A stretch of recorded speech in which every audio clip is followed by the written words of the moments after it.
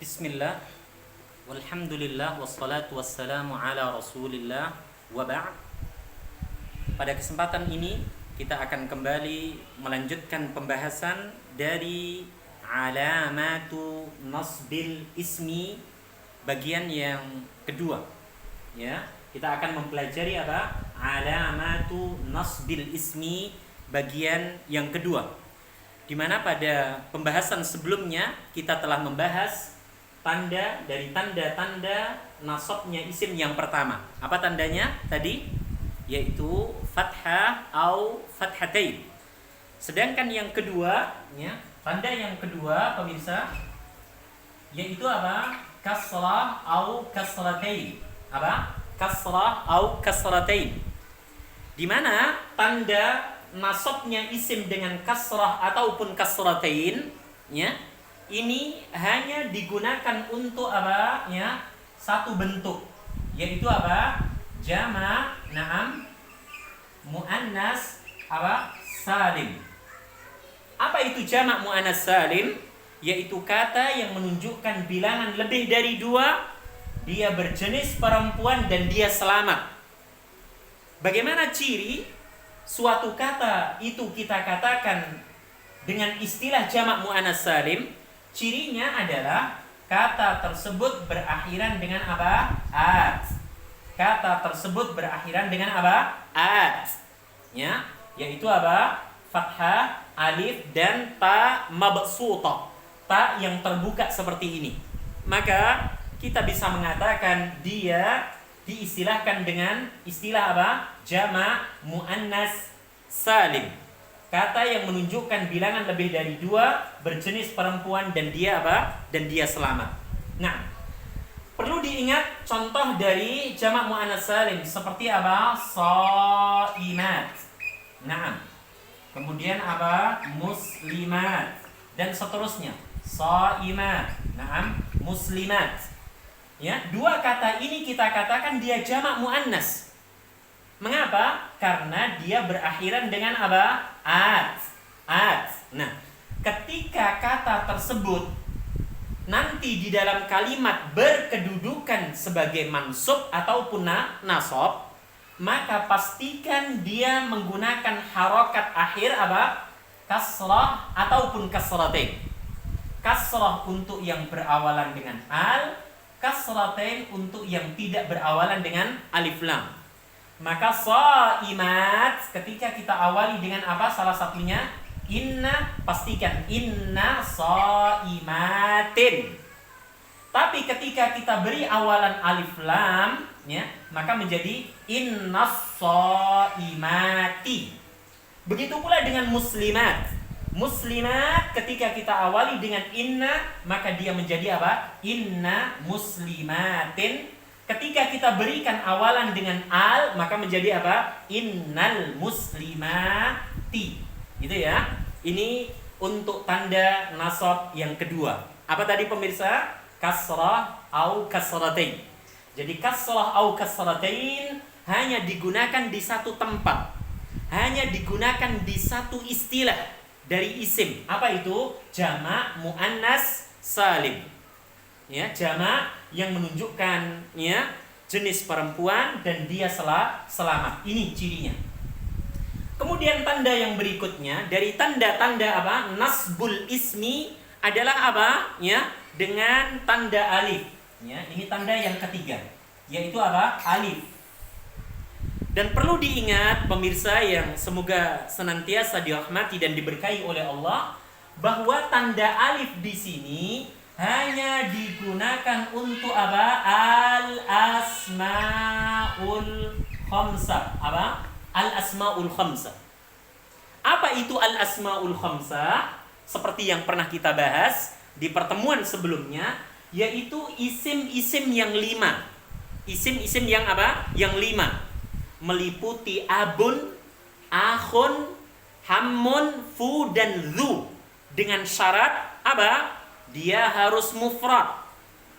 Dia harus menjadi mudhaf.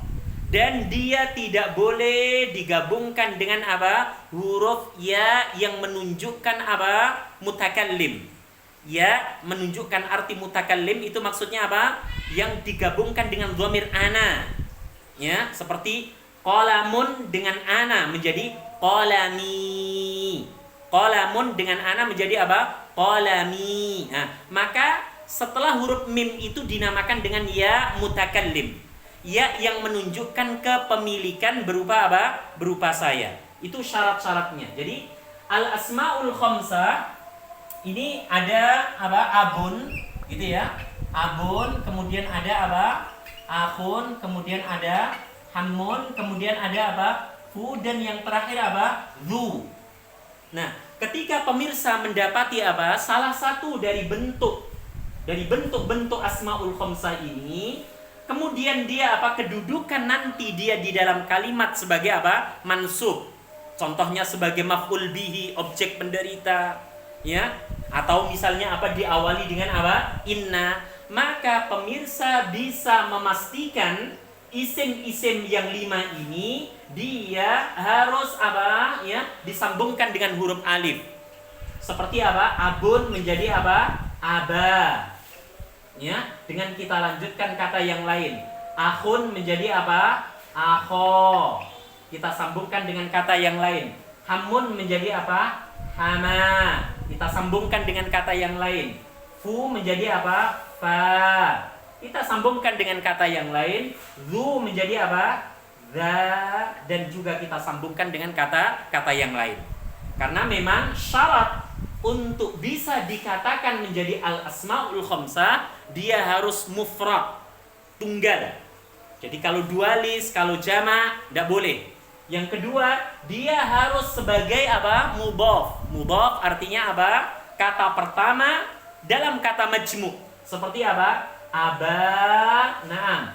Aba Hurairata. Nah, Hurairata. Nah, ini sudah menjadi kata majmu'. Aba sebagai kata yang pertama atau mudhaf. Akho harus digabungkan. Akho aliyin. Ya. Aliyin, ya, ini kata majmu', ada mudhaf dan mudhaf ilaih. Hama, misalnya apa? Hama Zainaba, Zainaba. Ini kata majmu'. Hama menjadi mudhaf, Zainaba menjadi mudhaf ilaih, mudhaf ilaih. Begitu pula seterusnya.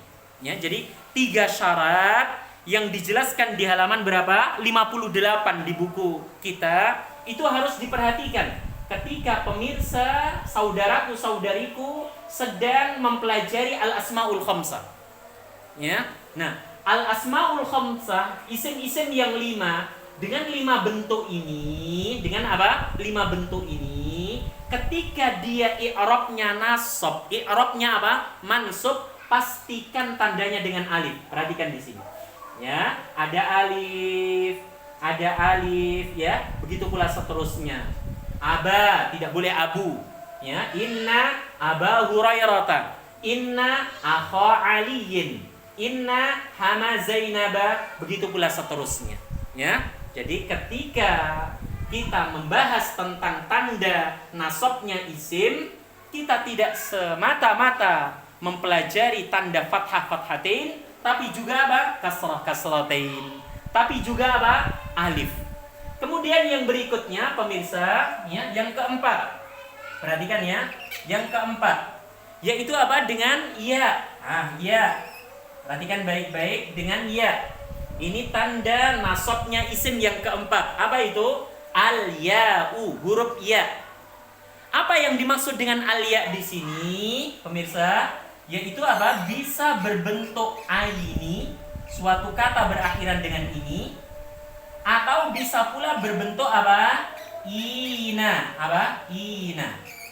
Jadi ketika pemirsa mendapati kata dalam bahasa Arab, maksudnya isim, dan isim tersebut berakhiran dengan aini, menunjukkan bilangan dualis, ataupun ina, menunjukkan bilangan apa? Jamak mudzakkar apa? Salim. Dan salah satunya dia diawali dengan inna, maka pastikan dia i'rabnya apa? Nasab. Contoh misalnya, pemirsa mendapati kata, ya, 2 buku misalnya. 2 buku.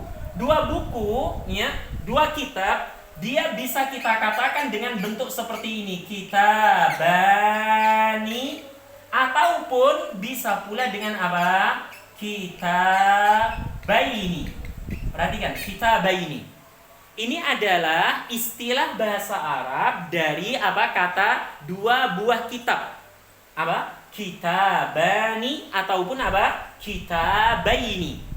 Ya, kedua-duanya boleh. Nah, ketika kita sedang membahas nasab ataupun apa? Mansub, maka perhatikan, kita hanya diperbolehkan menggunakan apa? Yang ini. Yaitu akhiran apa? Aini, kitabaini.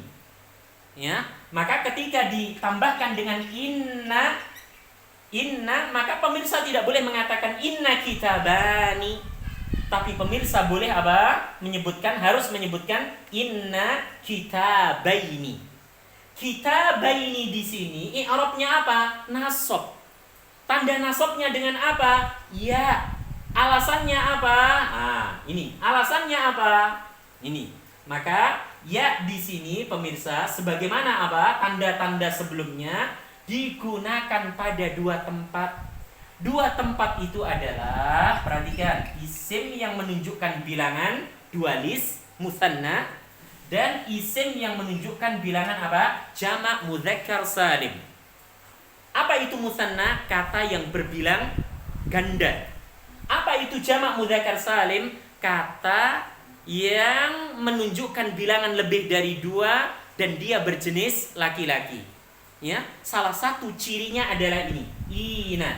Seperti kata apa? Naam, muslimina. Apa? Muslimina. Ini adalah bentuk jamak mudzakkar salim. Dari mana? Karena dia berakhiran dengan apa? Ina. Begitu pula dengan shaimina, sajidina, raki'ina. Maka dia adalah bentuk apa? Jamak mudzakkar salim. Ya, jamak mudzakkar apa? Salim. Jamak mudzakkar salim memiliki dua ciri kalau kita lihat dari bentuk akhirnya. Apa itu? Berakhiran dengan una atau berakhiran dengan apa? Ina. Maka tanda nasab yang keempat yaitu ya sukun di sini ya meliputi apa? Musanna, kata yang berbilang double ganda, dan meliputi jamak mudzakkar salim. Sebagaimana contoh tadi, kitabaini. Kita awali dengan inna. Tidak boleh kita sebutkan inna kitabani. Salah. Tapi kita harus mengatakan inna kitabaini. Kitabaini i'rabnya apa? Nasab. Tanda nasabnya dengan apa? Ya. Perhatikan, ya. Alasannya apa? Dualis, musanna. Begitu pula dengan apa? Muslimina. Ya, muslimina. Beberapa muslim, laki-laki. Dia bisa kita sebutkan dengan bentuk apa? Muslimuna. Apa? Muslimuna. Tapi ketika pemirsa mengambil salah satunya inna atau anna dan seterusnya, maka inna muslimina. Apa? Inna muslimina. Tidak boleh inna muslimuna. Nah, inna muslimina. Muslimina di sini i'rabnya apa? Nasab. Tanda nasabnya dengan apa? Ya. Alasannya apa? Jamak mudzakkar salim. Jadi tidak boleh memilih apa? Muslimuna. Harus apa? Muslimina. Inna muslimina. Ingat, berakhiran dengan apa? Aini untuk musanna dualis, ina untuk jamak mudzakkar salim. Ini tandanya nasab untuk isim yang keempat. Yang terakhir pemirsa yang semoga senantiasa dirahmati oleh Allah Subhanahu wa taala, tanda nasbul ismi yang terakhir al-khamis ya. Al-khamis yang kelima adalah apa? Perhatikan. Fathatun apa? Muqaddaratun. Fathatun muqaddaratun. Yaitu fathah yang disembunyikan. Yaitu fathah yang diperkirakan. Mengapa ada istilah apa? Muqaddarah, disembunyikan di sini? Karena orang Arab, lisan orang Arab sulit untuk apa? Mengucapkannya. Sukar untuk membacanya. Litta'adzur. Apa? Li at-ta'adzur, sebagaimana yang disebutkan di apa? Halaman Naam. Sebagaimana yang disebutkan di halaman berapa? 57. Ya, 57. Bisa antum dan antuna lihat di buku panduan kita di halaman berapa? 57. Di sana disebutkan alasan mengapa ya tidak ya dengan apa? Ya, fathah sebagaimana apa? Ya, tadi kitaban atau al-kitaba. Mengapa harus dengan istilah muqaddarah disembunyikan? Dijelaskan ya karena apa? Lidah orang-orang Arab udzur untuk tidak bisa mengucapkannya. Apa istilahnya? Litta'adzuri. Nah, tanda nasab yang terakhir dari apa? Alamatun nasbil ismi apa tadi? Fathatun muqaddaratun. Fathah yang diperkirakan, fathah yang disembunyikan. Di mana tanda ini, gitu ya pemirsa, digunakan? Dia hanya ada di satu tempat, yaitu apa? Bila isim tersebut berbentuk isim apa? Maksur. Apa? Maksurun. Hanya ada di satu tempat. Sebagaimana apa tadi? Kasrah atau kasratin. Hanya ada di satu tempat. Nah, fathatun muqaddarah, fathah yang diperkirakan hanya digunakan untuk isim maksur. Apa itu isim maksur? Isim maksur adalah isim yang berakhiran dengan apa? Alif. Baik alifnya seperti ini ataupun alifnya seperti ini dan huruf sebelumnya itu fathah. Alifnya di sini disebut dengan lazimah. Lazimatun. Maksudnya apa? Alif asal, alif asli, bukan alif tambahan. Seperti contoh kata apa? Musa. Apa? Musa. Perhatikan, Musa. Kemudian kata apa? Naam, Isa. Kemudian kata apa? Al-Huda. Naam, Al-Huda dan seterusnya. Nah, Musa, Isa, Al-Huda ini adalah maksur. Mengapa kita katakan dia isim maksur? Karena masing-masing isim tersebut, pemirsa, dia berakhiran dengan alif maksura. Alif yang lunak seperti huruf ya ataupun alif yang tegak dan huruf sebelumnya berharokat apa? Fathah. Maka ketika apa? Kata tersebut diawali ya atau i'rabnya nasab atau diawali dengan apa tadi? Inna, maka tetap kita katakan inna Musa, innal huda, inna Isa. Kita tidak dapati di sana apa? Fathah. Di huruf alif ini tidak kita dapati. Karena kalau kita paksakan inna Musa'a, innal huda, innal huda'a, inna Isa'a, menyulitkan untuk lisan-lisan orang Arab, litta'adzur. Maka fathah tersebut pemirsa ya, Musa'a, al-huda'a, Isa'a, fathah yang seharusnya ada itu disembunyikan, muqaddarah, diperkirakan. Karena apa? Alasan untuk memudahkan. Ini pembahasan untuk alamatu nasbil ismi. Jadi kesimpulannya pemirsa yang semoga senantiasa dirahmati oleh Allah, bahwa isim kita i'rab nasab dengan tanda-tanda apa tadi? Yang pertama fathah atau fathatain, yang kedua kasrah atau kasratain, yang ketiga alif, yang keempat al-ya, dan yang terakhir apa? Fathatun muqaddarah. Ini perlu untuk pemirsa hafalkan ya, buku ya, dilihat, dibaca, dipelajari ya, sehingga kita apa? Mampu ya mengelompokkan, oh dia mansub, oh dia nasab, oh dia tandanya dengan ini, oh karena dia apa? Ini butuh ya keseriusan, kesungguhan dan usaha yang maksimal. Dan jangan pernah lupa pemirsa ya, tidak ada artinya apa-apa usaha kita jika kita menjauhkan diri dari Allah Rabbul Alamin. Maksudnya apa? Jika kita tidak memohon, berdoa kepada Zat yang mengatur kita semua. Semoga Allah Azza wa Jalla memberikan kemudahan kepada kita semua untuk bisa memahami bahasa Arab ini, kaidah-kaidah bahasa Arab ini dengan baik dan benar, dan kita bisa mempraktekannya juga dengan baik dan benar. Semoga Allah Azza wa Jalla selalu memberikan kepada kita irsyadnya, taufiknya, sehingga kita bisa menjadi hamba-hambanya yang mengerti. Amin ya rabbal alamin. Wa sallallahu ala nabiyyina Muhammad. Subhanakallahumma wa bihamdika asyhadu an la ilaha illa anta astaghfiruka wa atubu ilaik. Assalamualaikum warahmatullahi wabarakatuh.